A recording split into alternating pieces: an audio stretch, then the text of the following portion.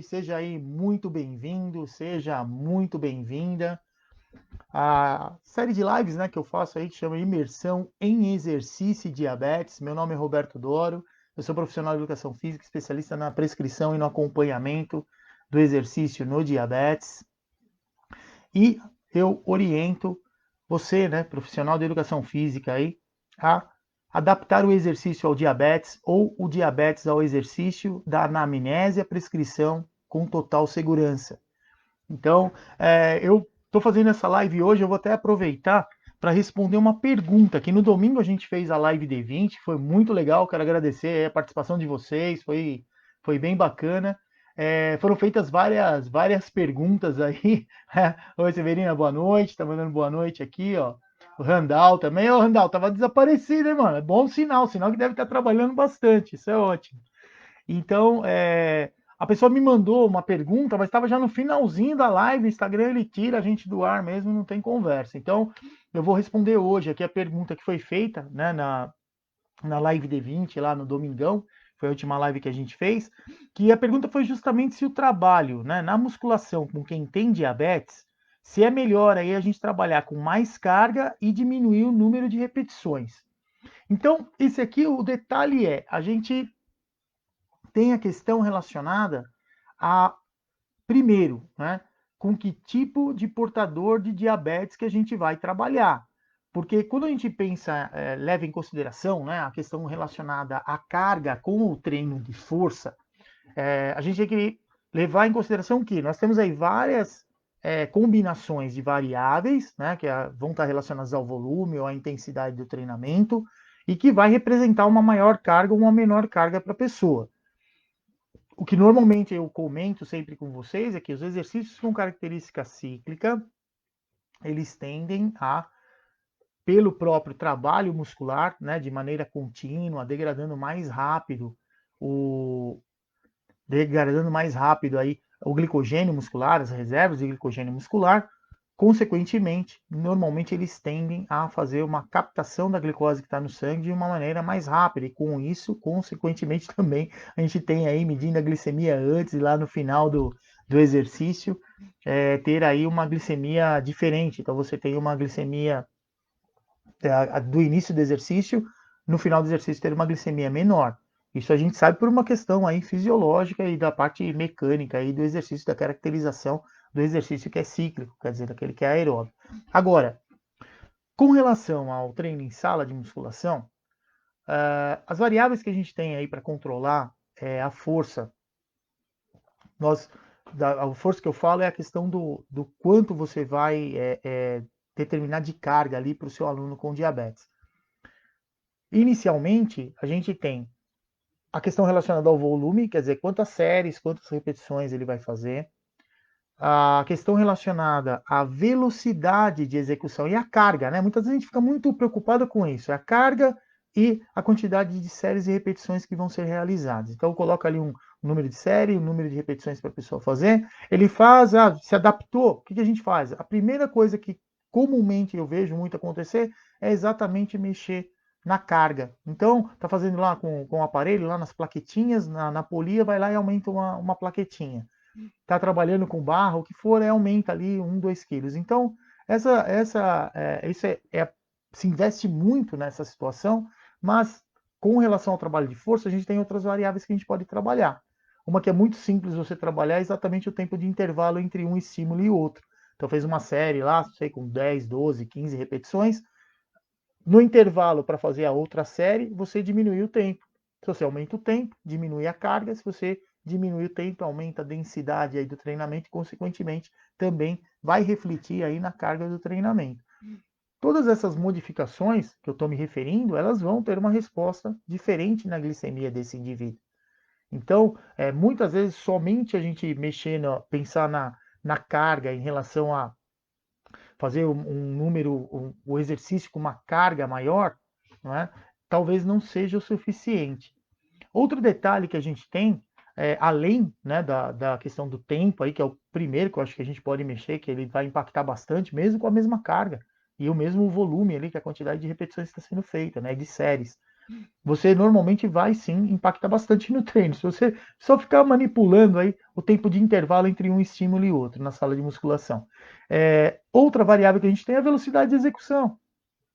Então, é muito comum a gente ver, né?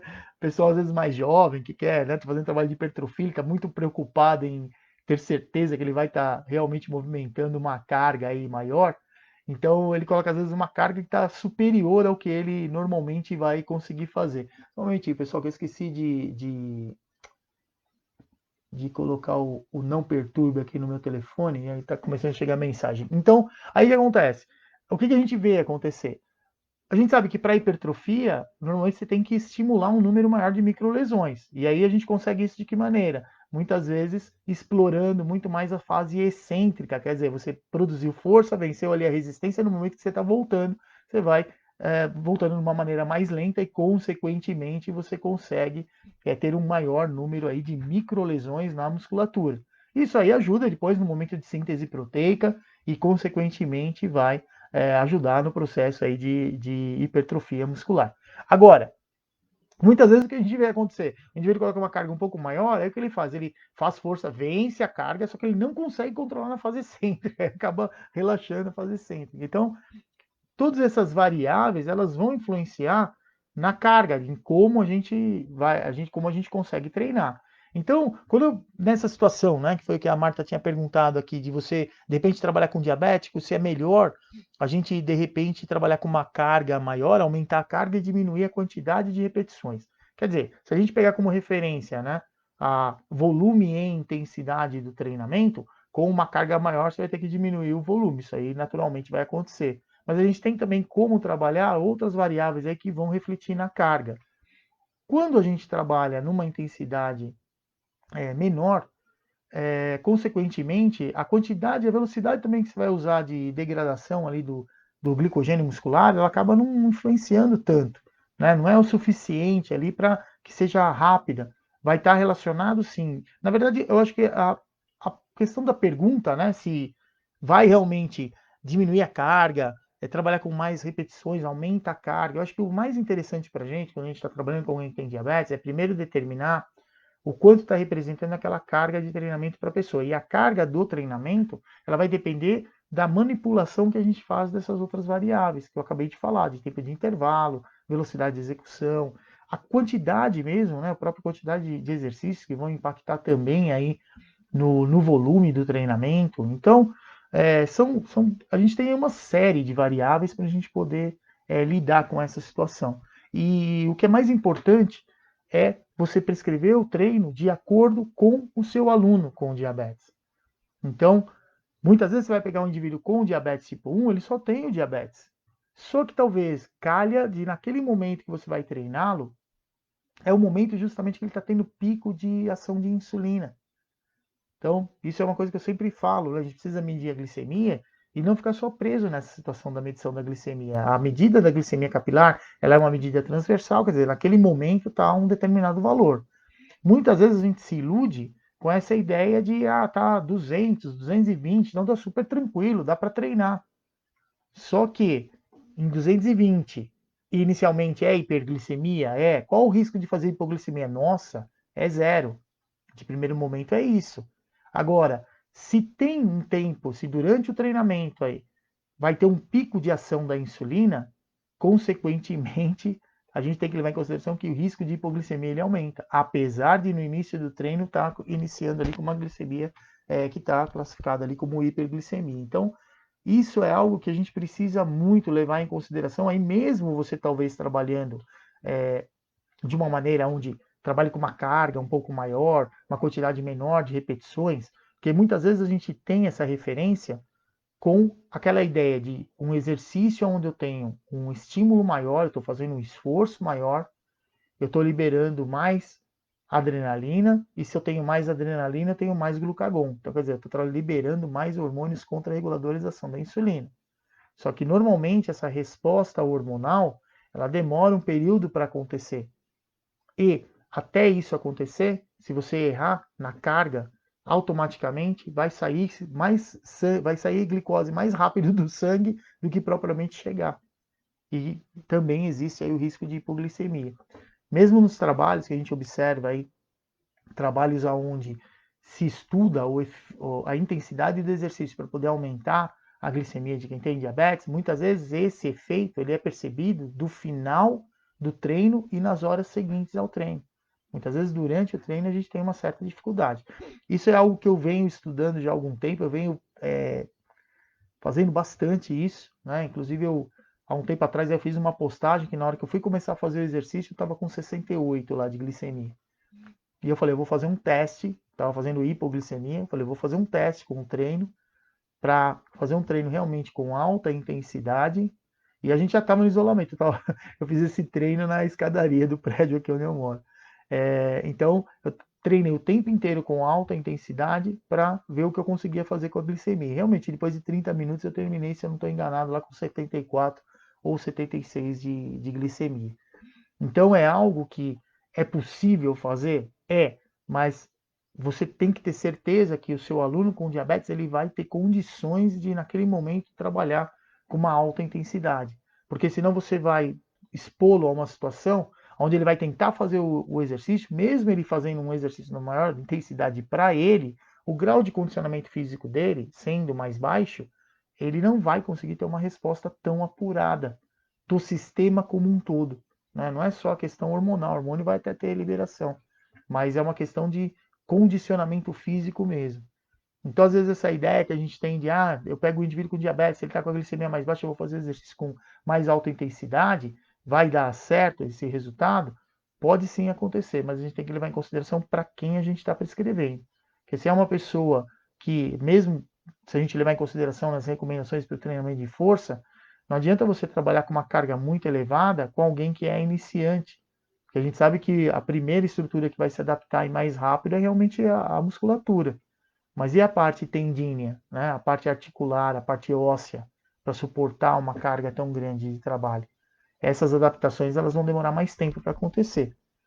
Então a gente tem que tomar muito cuidado, porque eu entendo sim o foco maior quando a gente prescreve e acompanha exercícios para quem tem diabetes, é que essa prescrição seja segura, principalmente para as respostas glicêmicas, né? Você conseguindo aí prever o que vai acontecer, ou mesmo, né, acompanhar ali, às vezes fazer mais medições aí de glicemia durante o treino. Só que a gente tem que levar em consideração que precisa ver em que grau de condicionamento físico esse indivíduo com diabetes está, porque senão a gente não consegue esse tipo de resultado, né? Que inicialmente a glicemia ela vai tender a diminuir para depois ela conseguir aumentar, porque o glucagon ele vai ter que entrar na corrente sanguínea para depois conseguir sinalizar o fígado, para o fígado começar a muitas vezes degradar ali o glicogênio hepático, para aí sim a glicose chegar no sangue. Então não é um processo assim tão rápido para acontecer, né? Muitas vezes você vai ter um momento aí, talvez de queda na glicemia, dependendo do momento que está, pode fazer hipoglicemia ou agravar a hipoglicemia, até de repente aumentar um pouquinho. Então, a gente não pode partir desse pressuposto de o exercício em alta intensidade ele tende a aumentar mais a oferta de glicose no sangue? Sem dúvida alguma. Isso vai acontecer com quem tem e com quem não tem diabetes também. Só que no diabetes a gente tem a influência do medicamento que está sendo utilizado, seja ele o antidiabético oral ou mesmo a insulina. Então, naquele momento ali do exercício, pode estar fazendo um pico de insulina. Então não adianta, às vezes vai começar com glicemia bem mais alta e ainda assim corre o risco de fazer hipoglicemia. Daí a necessidade de muitas vezes fazer a medição mais vezes aí durante o treino, tentando prever em que momento foi usada a insulina, em que momento vai ter o pico da ação da insulina e tentando monitorar isso aí. Não tem muito segredo em relação a isso. Então, com relação à pergunta, né, que foi feita, de pegar o indivíduo que tem diabetes, é melhor de repente trabalhar com mais carga e uma quantidade menor, talvez, de repetições, é interessante, dependendo do objetivo que a gente tem com o trabalho, não é? Se for o objetivo é realmente, sei, naquele momento você está fazendo um trabalho para aumentar a massa muscular desse indivíduo, porque eu comigo já aconteceu muito, né? E acredito com vocês também. Se não aconteceu, vai acontecer, né? A pessoa além de ter o diabetes, de ter uma certa idade, ainda está também já com sarcopenia, né? Já diagnosticada, principalmente em membros inferiores, então tem muita dificuldade em até se movimentar, né? O deambular dele ou dela já é comprometido, então obrigatoriamente a gente tem que tentar fazer um trabalho sim para tentar aumentar aí a força muscular e também, claro, aumentar a massa muscular. Mas e com relação agora só tentar aplicar esses tipos de treinamento com relação à glicemia, aí já é uma coisa um pouco mais complicada, porque uma pessoa nessa situação, por exemplo, não tem como você fazer uma carga muito maior do que ele já normalmente vem tá se adaptando ali. Então você tem um grau de referência, ele já é muito baixo. Então não tem como você conseguir determinar, né, uma resposta de acordo com a sua expectativa. Porque a gente tem que levar em consideração que quem tem uma massa magra, por exemplo, diminuída, o que esse indivíduo ele tem? Ele tem uma reserva menor de glicogênio. Ele tem uma estrutura, né, menor relacionada à quantidade de GLUT4 que ele tem para fazer o transporte da glicose para o interior das células musculares. Então, tudo isso aí a gente tem que levar em consideração. E principalmente quem tem diabetes tipo 2, como é uma alteração metabólica que ela vai acontecendo ao longo do tempo, é muito comum quando a pessoa é diagnosticada com diabetes tipo 2, ela ter já diminuição na quantidade de GLUT4, né, no tecido muscular. Então, é algo que tem que ser trabalhado, né? Então, a cada estímulo, a cada período, consequentemente, o sistema vai novamente fazendo síntese proteica para poder aumentar aí a quantidade de GLUT4. Agora, o detalhe é, a gente tem que levar isso em consideração também. Não tem como você pegar uma pessoa que está nesse processo, por exemplo, e aplicar, fazer um treino com uma carga maior, com menos repetições, acreditando que isso vai ajudar na glicemia dele momentaneamente. Agora, se a gente levar em consideração o quanto isso pode impactar no controle da glicemia, também é algo aí a se considerar. Porque com o exercício onde você vai fazer uma quantidade menor de série, de repetições, né, e aumentar a carga, por exemplo, consequentemente você vai pôr uma carga maior, quer dizer, é um esforço maior. Então, a médio e longo prazo, a gente observa que a diminuição talvez da glicemia durante o treino ela não vai ser muito acentuada, mas a tendência natural, por conta de uma maior quantidade de microlesões, a gente conseguir depois do treinamento, conseguir manter a glicemia mais estável, né, por conta da captação da glicose que vai acontecer inicialmente por conta do EPOC, para fazer a reserva, né, refazer a reserva de glicogênio muscular e, consequentemente, fornecer depois energia para continuar fazendo ali a síntese proteica, né, principalmente do tecido muscular e também das fibras, né, contráteis e também de outras estruturas, como por exemplo aí o GLUT4 que eu comentei. Né, e muitas vezes também a gente vê esse aumento aí de síntese proteica relacionado à hemoglobina também, né? Se o consumo máximo de oxigênio desse indivíduo for muito baixo, mesmo com o treino em sala de musculação, a gente nota aí um pequeno aumento também no consumo máximo de oxigênio. Quando a gente observa o que eu quero melhorar no meu aluno, né? Se eu quero melhorar o consumo máximo de oxigênio, não é na sala de musculação que você vai fazer isso. A mesma coisa o inverso. Se você quer melhorar fazer um trabalho de hipertrofia com seu aluno, não é com um trabalho cíclico que você vai conseguir fazer isso, que é a questão da especificidade aí dos tipos de exercício e de treinamento que a gente vai fazer. Agora, quando você coloca esse indivíduo, né, levando em consideração essa caracterização, no trabalho aeróbio você tem uma diminuição, né, muito mais rápida, ou no trabalho cíclico, uma diminuição muito mais rápida aí na glicemia e, consequentemente, depois uma compensação por conta de uma maior liberação aí de glucagon. Porque o nosso sistema ele vai liberar glucagon com dois tipos de estímulo quando a gente está fazendo o exercício. O primeiro estímulo ele está relacionado à quantidade de adrenalina que está chegando. Então tem bastante adrenalina por conta do esforço, vai sinalizar, quanto mais adrenalina tiver, maior a liberação de glucagon pelo pâncreas. E um segundo momento é a quantidade, né, o que está acontecendo com a velocidade de depleção das reservas de glicogênio, inicialmente as musculares e depois a hepática também. Então, o corpo ele automaticamente ele vai ter dois estímulos aí para aumentar ou diminuir a quantidade de glucagon, porque o glucagon ele vai sendo liberado para tentar compensar essa diminuição na glicemia. Só que é o que eu comentei, não é um processo tão rápido para ele acontecer. Por isso que muitas vezes a gente vê um indivíduo fazendo exercício, né, mesmo com diabetes ou não no tempo de pico de ação da insulina, e mesmo assim ainda faz quadros de hipoglicemia. Porque aquela insulina basal que ele tem circulando e que não foi diminuída, não é porque como ela já foi aplicada exogenamente, a tendência natural é manter aquele padrão, ela não vai diminuir, ela não aumenta porque não tem pico de ação, mas também não diminui. E essa insulina que está circulando, a basal, sem ter tido a diminuição que normalmente quem não tem diabetes tem, né, conforme aumenta ali a adrenalina, começa a liberar glucagon, diminui a secreção de insulina. Esse indivíduo também faz hipoglicemia, às vezes fazendo exercício lá com uma duração maior.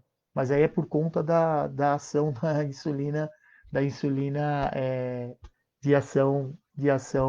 de a basal, né? É o tempo de ação ali da basal que vai fazer isso. Então, a questão relacionada ao exercício, se eu fizer um exercício com uma quantidade maior de repetições, né, de séries e repetições, isso impacta assim no volume do treino. Então é algo que a gente pode utilizar no nosso aluno com diabetes, principalmente quando ele está com a glicemia um pouco mais alta e não vai ter nenhuma ação medicamentosa ali durante o treinamento. Aí sim você pode usar para tentar diminuir aí a glicemia. É uma estratégia que geralmente se usa, principalmente usando aí metodologias, né, que são por passagem. Então, o circuito, ou mesmo se ele já tem um grau de condicionamento um pouco melhor, aí bisete, trisete. Então, esses tipos de treinamento, usando métodos por passagem, geralmente a gente consegue uma resposta melhor aí, na glicemia, comparando a glicemia inicial e a glicemia depois do treino. Se for o inverso, ele está com a glicemia um pouco mais baixa, se você fizer o trabalho para ter uma resposta hormonal positiva e não ter risco, né, diminuir um pouco o risco de hipoglicemia, aí sim trabalhar com cargas mais altas. Tem que ser feito assim, não tem jeito. Para tentar, através de uma ação hormonal, conseguir liberar hormônios contrarreguladores o suficiente para não ter uma diminuição muito acentuada aí na glicose. Mas é algo que não dá muito para a gente dizer que realmente vai funcionar com todo mundo. Isso aí é uma coisa que tem que ir testando, né, com seu aluno aí com diabetes, ver que grau de condicionamento que ele está. Por isso que sempre, né, eu falo que é recomendado e por uma questão de segurança, tanto da pessoa que tem diabetes, como também nossa, como profissional de educação física. Que o indivíduo que tem diabetes, quando ele vai fazer exercício, obrigatoriamente ele tem que levar o glicosímetro.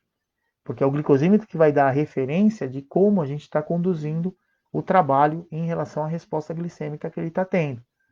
Então isso é fundamental para nós. Inclusive esses dias me perguntaram qual é o melhor glicosímetro, qual que eu recomendo, né, para o profissional de educação física. Eu entendo da seguinte maneira: o profissional de educação física que trabalha com quem tem diabetes, ter um glicosímetro é opcional, porque quem tem que usar o glicosímetro, desculpa, quem precisa usar o glicosímetro é quem tem diabetes, que precisa fazer o monitoramento. Nós da educação física, o que nós precisamos? Nós precisamos desses valores de glicemia para poder determinar o modo que a gente vai conduzir ali a sessão de treinamento. Então, isso é fundamental para segurança, segurança nossa como profissional e segurança do aluno que tem diabetes. Então, muitas vezes a gente se depara, às vezes, com alunos que têm diabetes e que não querem muito ficar medindo a glicemia, mas em alguns momentos é necessário, sim, não só medir antes e depois do treino, às vezes é necessário durante o treinamento. Principalmente quando a gente tem uns valores meio diferentes na hora que vai começar o treinamento. Então, para saber se o resultado que você está fazendo com o treinamento ele está funcionando, consequentemente você precisa sim medir a glicemia mais vezes. E isso eu acho que é muito melhor se a gente pensar no tratamento de quem tem diabetes, você medir a glicemia mais vezes durante o exercício, do que propriamente ficar contando com a suplementação com carboidrato. Porque o problema da suplementação com carboidrato, a gente tem que tomar muito cuidado com o tipo de carboidrato que vai ser usado, a quantidade que vai ser utilizada, porque normalmente você tira o indivíduo da hipoglicemia, só que ele vai para um quadro de hiperglicemia. Então, isso naturalmente porque o corpo ele não está sabendo se vai chegar comida ou não com carboidrato. Então, o sistema tenta controlar da maneira que ele consegue. Ele vai tentar de que maneira? Aumentando a liberação de hormônios contrarreguladores, principalmente aí o glucagon e também o GH. E esses hormônios, o que eles normalmente fazem no quadro de hipoglicemia? O GH ele não deixa a glicose que está sendo utilizada como fonte de energia, ele otimiza a utilização dos ácidos graxos ali para gerar energia usando o mínimo de glicose possível. O glucagon vai tentar aumentar a quantidade de glicose que vai chegar ali no sangue. Então, o que acontece aí com todo esse processo? Além desses dois hormônios, também estimularem a gliconeogênese. Então, quer dizer, vai começar a usar aí principalmente aminoácidos, ou mesmo, né, se tiver um pouco de glicerol ali circulando, vai usar, mas principalmente utiliza e dá preferência aos aminoácidos, para que eles sejam convertidos em glicose. Os aminoácidos que estejam circulando aí no sangue. Então, nessa situação, o que a gente naturalmente vai ter? O indivíduo faz hipoglicemia, o corpo tenta ajustar isso. Além do próprio sistema, né, tentar ajustar, ainda você suplementa com carboidrato. E aí, normalmente, o que acontece? Esse indivíduo está num quadro de hipoglicemia, ele aumenta a glicemia durante o exercício, só que depois do exercício ele continua aumentando a glicemia. E depois demora, às vezes, um tempo para poder trazer a glicemia de novo para o normal. Quando se tem ainda diabetes tipo 1, dá para, periodicamente, a cada período mais ou menos de 2 horas, assim, fazer uma correção. Né? Então, num período menor, consegue ainda trazer a glicemia de novo, pelo menos para o alvo, né? Que seriam glicemias aí menores do que 180. Agora, quando você tem um indivíduo com diabetes tipo 2, que ele toma lá o antidiabético oral, não tem como ficar aumentando a dose desse antidiabético oral.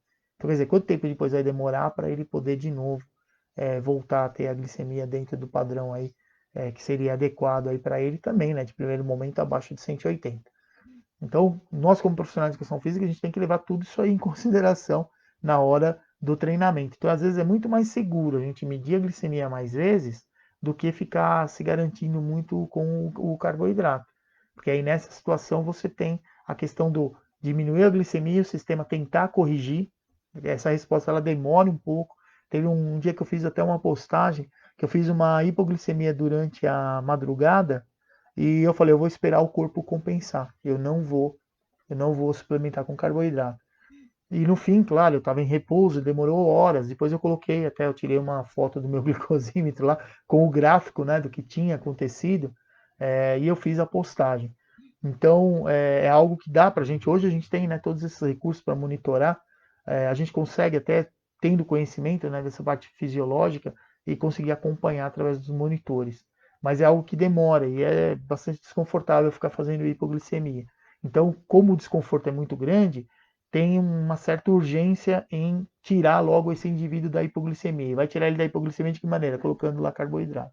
E muitas vezes você coloca uma quantidade aí de carboidrato que talvez nem foi errada, né? Não é questão de certo, é errado. Claro que a gente não pode exagerar, mas mesmo às vezes em pequenas quantidades começa a subir demais a glicemia depois por conta de juntas as duas ações, né? A ação hormonal do corpo tentando compensar e a questão relacionada ao quanto a gente está suplementando aí com carboidrato também. Então é algo que, tanto na musculação, eu falo assim, né, da maneira geral aí, do exercício. Né? A Severina está colocando aqui que ela tem diabetes tipo 1 e durante o exercício a glicose dela tem baixado, baixa bastante, isso aí é esperado mesmo.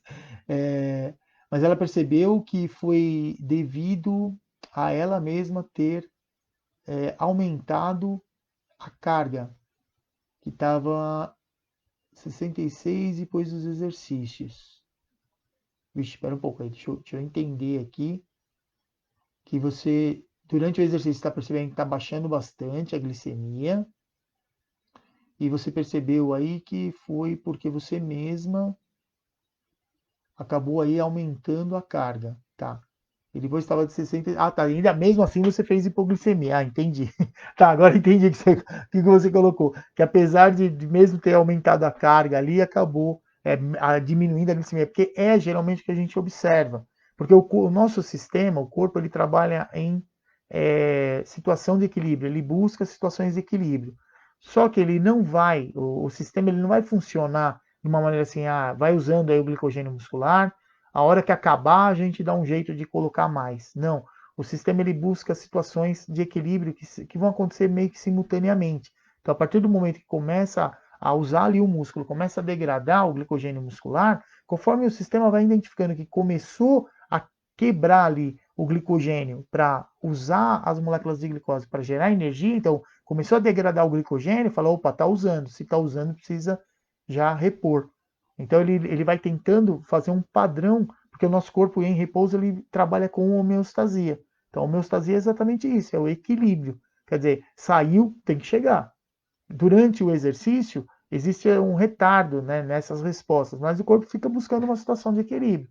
E o equilíbrio vem exatamente das respostas que ele tem. Então, começou a fazer exercício, diminuiu, começa a usar o glicogênio muscular, o sistema já vai começar a liberar glucagon aí para tentar resolver. Se por um acaso a intensidade do exercício que está sendo feita, pela quantidade de adrenalina que foi liberada, aumentou lá a frequência cardíaca, e já o aumento do glucagon que foi proporcionado pelo organismo foi o suficiente para manter o padrão de referência da glicemia, não vai ter liberação de uma quantidade maior de glucagon. Agora, se você aumenta a intensidade do exercício e começa a degradar mais rápido o glucagon, aí o corpo dá uma dose extra de glicogênio, aí o corpo dá uma dose extra de glucagon. E aí, consequentemente, você vai aumentar bastante a quantidade de glicose no sangue, que é o que muitas vezes as pessoas observam, né? Faz lá um exercício com alta intensidade, mede a glicemia antes, depois mede no final, tá igual, ou às vezes está um pouquinho até superior. É por conta dessa resposta hormonal. Mas isso vai acontecer em indivíduos que normalmente têm um grau de condicionamento maior. O que a gente normalmente observa é exatamente o que você está relatando.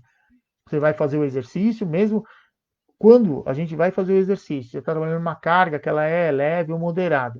Aí, se você aumentar a carga e ela não for o suficiente para ter uma característica de carga intensa para você, que ela fique ainda dentro do moderado, só que numa faixa maior de esforço, a velocidade de utilização do glicogênio ela aumenta. Por isso que a gente observa isso, né? Você aumenta a carga, vai lá treinar e mesmo assim continua ainda fazendo hipoglicemia, por exemplo, aí no final do treino, que foi o que você relatou. Então, o detalhe é que o que a gente normalmente espera que aconteça é exatamente isso. Pela caracterização das atividades, né, dos diferentes tipos de exercício, no exercício aeróbio, geralmente essa queda ela é mais rápida, e no exercício resistido ela é um pouco mais lenta, mas não que ela não vá acontecer.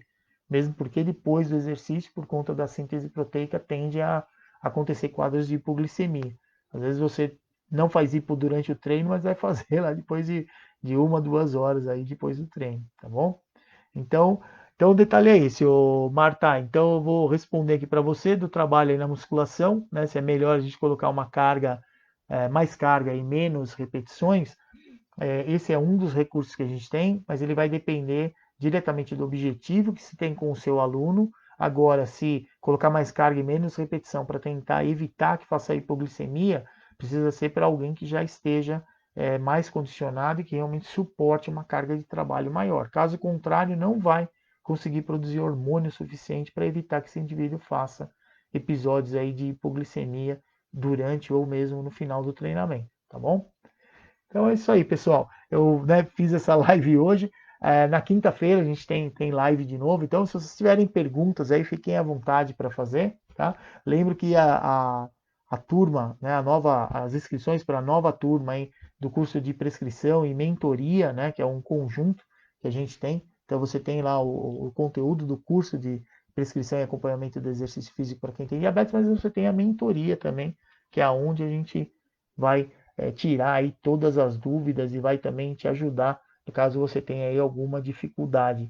Ou mesmo, às vezes as pessoas falam assim, vou fazer o curso, mas não tem ninguém com diabetes. O detalhe é, pessoas com diabetes tem de monte, não falta, pode ficar tranquilo. O que precisa é divulgar que você realmente tem conhecimento para trabalhar com essas pessoas com diabetes.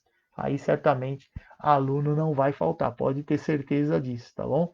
Então isso aí também a gente ajuda lá na mentoria. Então se você quiser ter conhecimento aí sobre o conteúdo do curso, né, valores, todo esse tipo de coisa, é só acessar aí o link que está no meu perfil, né, para quem está acompanhando no Instagram, no Facebook, é só entrar na página profrobertodoro.com.br e lá tem a questão do curso aí de prescrição e a mentoria, é só clicar ali, ele te manda para a página com todas as informações, tá bom? E a gente está sempre trabalhando aí com esse objetivo de aumentar o conhecimento do profissional da educação física para trabalhar com pessoas que têm diabetes, não só no intuito de trabalhar pensando em ganhar mais, claro, quando a gente tem conhecimento, certamente a nossa aula ela tem um valor diferenciado, nós nos tornamos profissionais diferenciados, mas o detalhe é que você tenha conhecimento sim para ajudar as pessoas, para transformar a vida das pessoas. Porque, infelizmente, as pessoas com diabetes têm aí uma série de dificuldades, têm uma série de,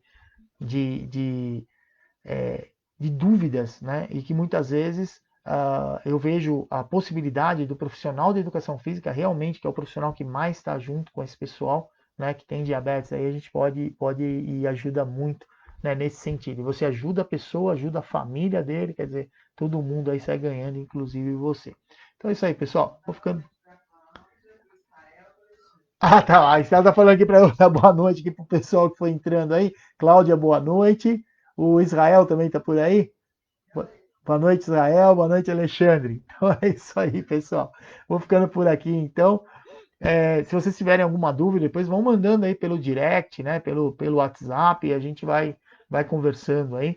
Na próxima live, certamente eu respondo aí para vocês, tá bom? Então é isso aí, pessoal.